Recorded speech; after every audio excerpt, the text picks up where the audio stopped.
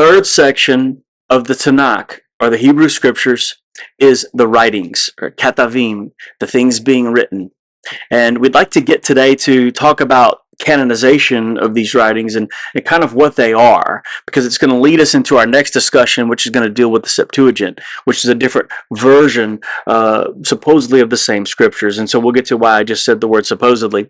But nevertheless, prior to this, right, we have the prophets. And the prophets, by the time of the exile, and during the exile, the prophets are, being written. These people are speaking, and it takes some time after they come back that they're still being written. Right, these prophets are writing post-exile also, and so they're in circulation for a bit before they become part of the written canon. Right, their words were already being used because they were speaking orally, but by the time of the Maccabean era, so the close of the Greek period of control over Palestine, the prophets were essentially closed. They were canon, right? They were what they were at that moment.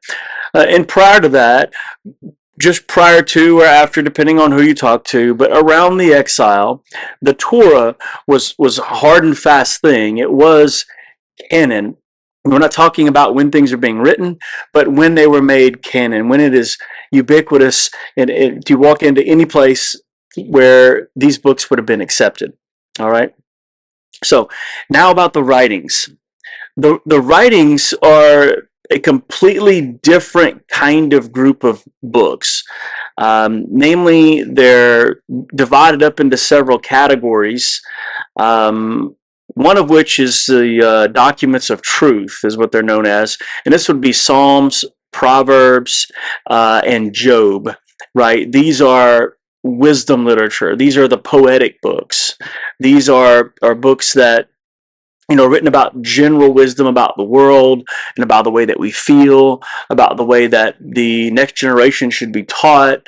General rules like don't spare the rod, spoil the child. That's where that comes from. This idea of discipline being important to raise young people to understand certain aspects about life, right? That's kind of what it is. Or the lazy person doesn't succeed. That's in wisdom literature. Now, we understand that sometimes lazy people, are born with golden spoons in their mouths, but that's not the nature of this literature. This isn't a, always is kind of, these aren't always is kind of statements.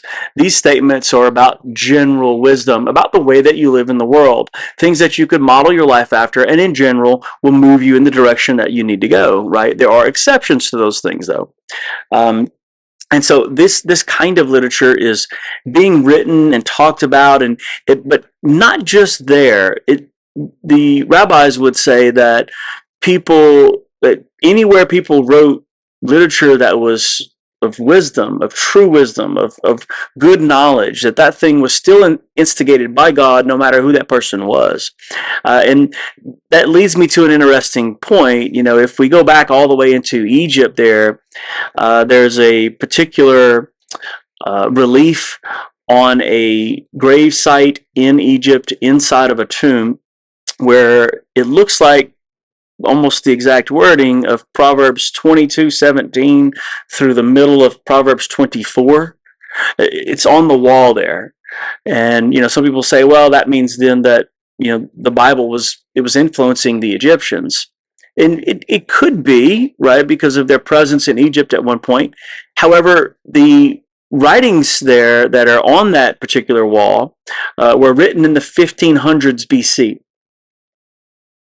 It's 600 years between the temple in Egypt and the birth of Solomon.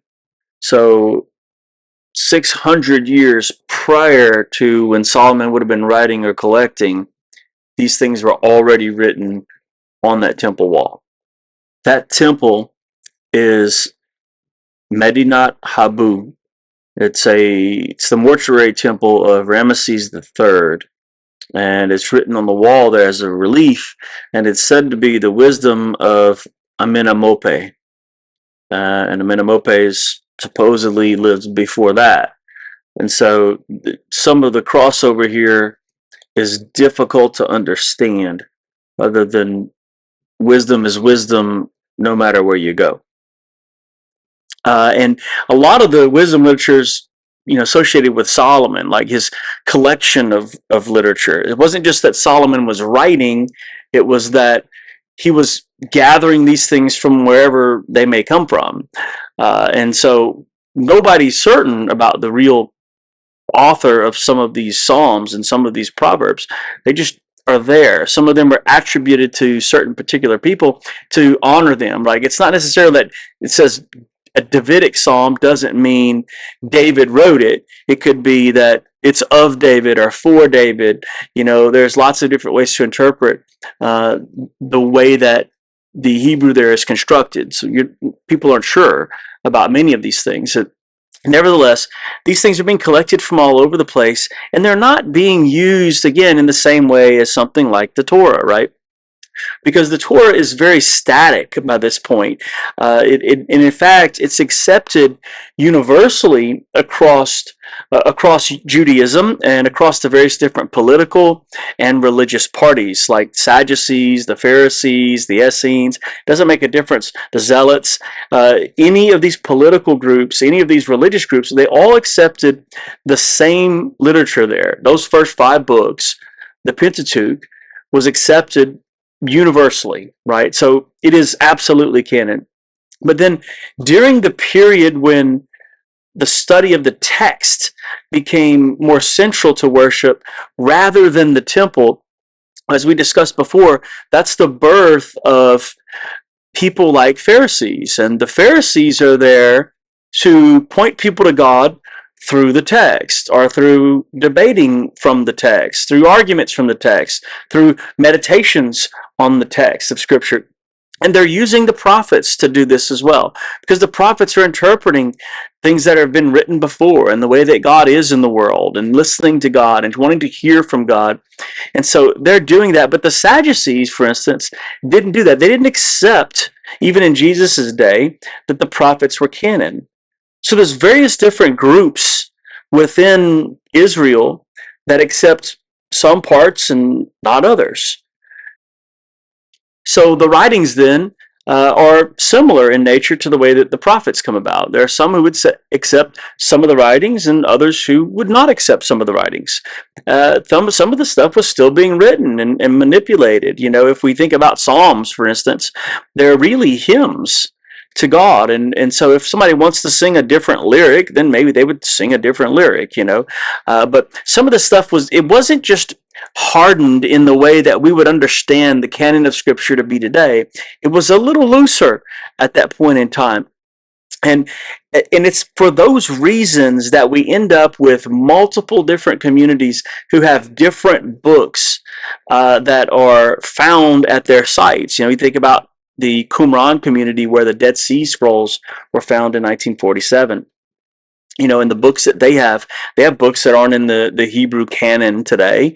They have books that aren't included in the Christian Hebrew, nobody's canon, right? But they did have those books there. Now, what did it mean to that community? That's a different story.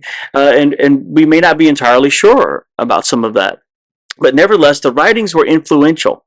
They were absolutely influential. But as long as the Sadducees were around, there really wasn't a way to have some universal will of the people that would say this is the canon of Scripture, because the Pharisees weren't budging, right? The prophets and some of these writings were important. God is using them, and the Sadducees completely rejected them and only focused on the Torah, because their focus was only on the temple. It wasn't on the daily life.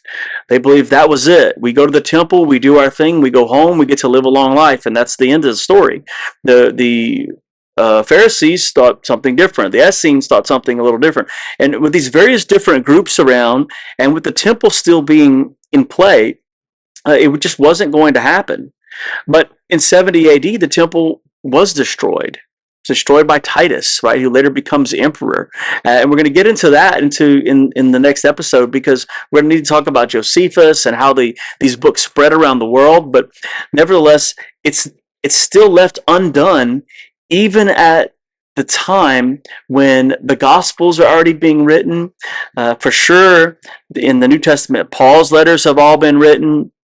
At least Mark, probably Matthew and Luke are also written. So again, that's a lot of the New Testament. At least 70 or 80% of the New Testament is already written, and many of these books are already in circulation before the Jewish people had a finalized canon, at least in the way that we would understand that word today. And so, in fact, it appears that the Jewish canon isn't really officially closed or officially a certain set of books, at least from the standpoint of the Jewish people, until far after the Christians had already decided what was going to be in their canon. So, next time we're going to dig into the Septuagint and to understand how all this began to flow into Egypt and what happened from that. See you guys next time.